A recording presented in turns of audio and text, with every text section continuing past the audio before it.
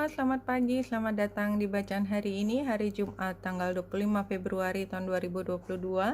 Selamat datang di bacaan harian, bacaan umum untuk semua zodiak. Ambil hanya jika resonate, silakan lihat description box. Di bawah video ini untuk rangkuman bacaan hari ini.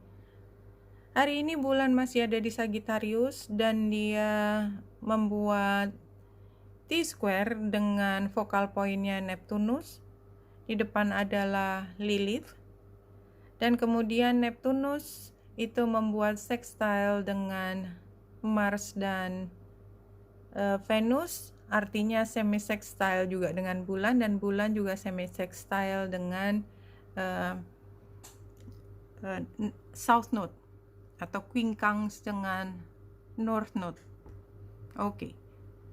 Apa yang kita bisa ambil dari sini? Yang jelas latar belakangnya ketika Merkurius membuat square dengan Uranus, itu latar belakang ya besarnya adalah ketika opini tentang perubahan, tentang kontroversi itu semakin memuncak. Jadi yang kemarin kalau memang resonate, kita berada di dalam lingkup di mana ada topik yang kontroversi, somehow kita mungkin berada di tengah di situ menjadi pengambil keputusan, maka kita tahu bahwa sekarang lebih luas lagi, semua orang seperti punya hak untuk memberikan pendapat, dan kita tahu sekarang siapa yang berada di pihak yang sama dengan kita, mana yang tidak di pihak yang sama dengan kita. T-square dengan focal point Neptunus itu seperti membuat kita semakin confused, karena masing-masing mengedepankan argumen tentang kebenaran dengan caranya sendiri. Dan kemudian kita semua tiba-tiba jadi orang yang sangat pintar dalam berargumen. Thanks to bulan yang ada di Sagittarius, kita tiba-tiba punya kemampuan untuk mengartikulasikan logika-logika kita dan cara kita atau keyakinan kita tentang apa yang benar, dan bagaimana ini berpengaruh pada era baru. Era baru itu dilihat dari bulan yang oposisi dengan Lilith. Jadi masing-masing kayak harus punya pendapat. Bahkan dengan saudara kita juga kita kayak pengen tahu. Jadi kalau untuk ini gimana? Apa pendapatmu? Terus kalau misalnya berseberangan, kita jadi super sensitif gitu. Padahal kan ini kita lagi ngomongin di meja makan malam keluarga. Tapi somehow segitu kontroversinya sampai ini memaksa untuk semua orang harus buka kartu.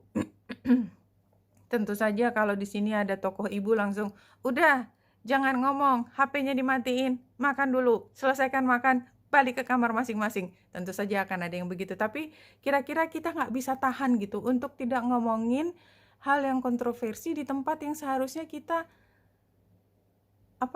bersahabat. Ya, sorry to hear that, tapi kayaknya energinya itu sangat-sangat meningkatkan suhu udara gitu ya. Kayaknya semua udah mau meledak gitu. Dan kita lihat nih, penggambaran di sini adalah kita yang bingung. Jadi ini kalau menurut saya ini adalah posisinya Neptunus yang vibrationnya nggak terlalu tinggi. Acak-acakan. Kita pegang sesuatu yang berharga, tapi kita kayak udah nggak bisa lihat itu. Kita menerawang jauh, entah ini kan matanya mata orang ngelamun kan. Berantakan, kita nggak mikirin apa yang praktis lagi, kita nggak pikir tentang keindahan kita di mata orang, nggak mikir, kita lagi sibuk sendiri dengan pikiran kita, dan itu yang ada di tengah. Sementara kita lihat di kiri dan kanan, sebenarnya itu kartu-kartu yang indah semua. Di sebelah kiri ada satu ada satu hal yang bisa kita pegang. Gambar jangkar ini adalah kita yakin bahwa sebenarnya semua itu udah ada pakemnya. Hanya saja karena ini dibuka dan semua orang bisa ngomong, semua orang jadi ngomong. Dan apa akibatnya kalau kita tadi berargumen di meja makan, itu kan kita bikin sebel gitu ya. Sebel sama ayah kita, sama ibu kita, sama adik atau kakak kita. Karena kenapa juga gitu ya, dia nggak bisa sama dengan saya, kayak something is so big gitu. Kayak itu apapun topiknya itu lebih penting daripada kekeluargaan. Enggak, jadi itu sebenarnya adalah ilusi yang dibawa oleh Neptunus. Neptunus mampu membuat semua orang kebingungan, dan ini yang terjadi. Karena sebenarnya it's going to be just fine. Jadi kalau bacaan kemarin itu gambar yang void of the moon, nggak ada yang perlu dikhawatirkan, cuman kayaknya semua orang khawatir aja. Aduh kalau gini pemerintah nanti, aduh kalau gini nih aturannya, waduh gitu. Kayak waduh semua gitu. Padahal sebenarnya take it easy, cuman kayaknya nggak ada orang yang take it easy pada saat ini. Dan ya, itu yang membawa kita pada situasi kayaknya semua is not okay. Di sini Lemurian Quartz, satu kartu yang jumping, vision, big picture thinking. Jadi berpikir gambar besarnya, unlocking the secret of infinite possibility. Jadi kalau kita hanya menempatkan pada dua posisi tadi, kan kayaknya nggak ada pihak ketiga ke 11 apalagi ke 1 juta, nggak ada kan. Sementara sebenarnya nggak ada yang segitu diskretnya ya. Ini yang dilihat. Jadi take it easy, semua kemungkinan bisa terjadi. Dan kalau kemungkinan buruk terjadi, ya yang di kepala kita kemungkinan buruk, yang namanya universe itu punya banyak cara untuk bisa kembali lagi. Berapa lama bumi ini sudah mengalami berbagai bencana segala macam, selalu ada yang bisa bangkit lagi dari situ. Satu kartu yang juga jumping, saya ngambil kristal semua hari ini. Tite ini acceptance, interface between consciousness and matter to let go of what is outworn in your life. Jadi ini outworn itu udah nggak bisa, udah usang di kehidupan kita. Jadi ini adalah interface, jadi sesuatu di antara, ya, in between antara kesadaran. Dan kalau kesadaran yang kita majukan ya tadi yang gambar awut-awutan, karena kita mencoba untuk berargumen di tengah energi Neptunus yang square, kita akan berujung pada confusion. Karena apa? Karena memang ada hal lagi yang udah nggak relevan, outworn, udah usang. Dan kita belum sampai ke posisi di mana yang usang itu bisa dilepas. Yang usang itu rasanya masih nempel di kulit kita. Rasanya sakit kalau dilepas, sementara dia udah usang. Ini yang terjadi. Dan karena sakit, kita akan berteriak dan mencoba untuk menyelamatkan situasi di mana kita sebenarnya tidak punya power sebesar itu untuk menahan perubahan yang sudah ada di jalannya gitu. Sesuatu yang divine lah artinya. Life lesson. Ini previous events-nya, you can break free from recurring negative patterns by praying to know the lessons and blessing they contain. Ini pelajaran kita tentang bagaimana kita menghadapi semua hal yang stressful yang membuat kita tertekan sehari-hari, selalu membuat koneksi dengan pencipta kita. Dan itu adalah pelajaran yang kita mudah-mudahan semua dari yang mendengarkan di sini udah sampai pada titik itu. Apapun yang terjadi, drama apapun yang di depan kita, ada atau dengar atau tidak bacaan yang keluar dari saya, udah otomatis gitu. Semua dikembalikan kepada pencipta kita, let go. Kita selalu berdoa yang terbaik, nggak pernah nggak berdoa, tetapi hasil itu tidak pernah ada di kita. Kita hanya mengupayakan semaksimal mungkin, berdoa semaksimal mungkin, and let go. Terima apapun hasilnya. Ini life lesson ini udah ada sekarang, previous event.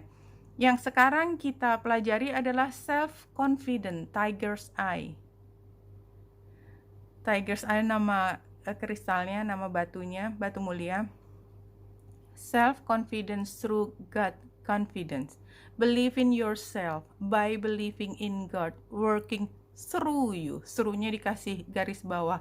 Iya, tadi kita lanjutkan dengan posisi kita. Setiap kali kita menghadapi problem seberat apapun, kita percaya diri kalau kita selalu membawa energi yang kita pelajari adalah suara dari kita kalau dari kita yang umat beragama kan, dari kitab-kitab suci kita kan, dari hal yang kita yakinkan tentang kebenaran, tentang panggilan hati nurani itu. Dan kita percaya kalau kita selalu berpegangan pada prinsip-prinsip yang memegang teguh hati nurani kita, will be just fine. Kenapa? Karena kita punya backup yang begitu kuat. Dan ini in your future when following adalah healthy communication in relationship. Heart-to-heart discussion and clear assertive communication help you understand and be understood. Jadi ini kembali lagi, kalau ada situasi konflik, ini tadi kan memang yang kerasa kan kontroversi, tentunya ada dua posisi minimal yang berlawanan. Kalau kita yakin somehow saya nggak tahu gimana caranya, akan ada komunikasi yang sehat antara satu pihak dengan pihak yang lain. Apapun caranya, universe punya kemungkinan yang tidak terbatas, infinite possibilities, membuat satu pihak terpecah belah, membuat pihak yang berbeda menjadi satu kesatuan. Siapa yang bisa melakukan itu? Tidak ada satu orang manusia pun yang punya kemampuan sebesar itu.